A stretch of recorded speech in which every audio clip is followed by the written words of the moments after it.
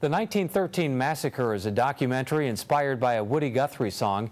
TV6's Houghton Hancock Bureau reporter Gabrielle Mays has more on the film in tonight's entertainment report.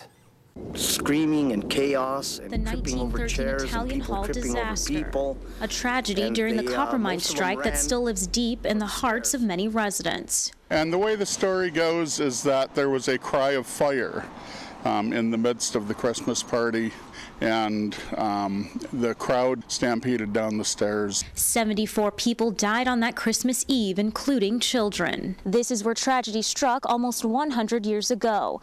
The hall was torn down in 1984, but some of the sandstone blocks were preserved and a memorial was built.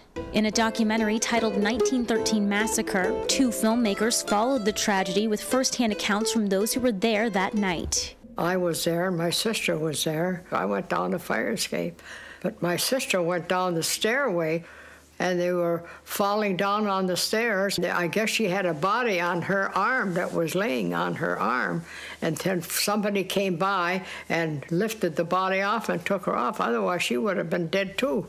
Many of the victims were taken to the Calumet Theater as a holding ground until they were finally laid to rest at the Lakeview Cemetery in Calumet.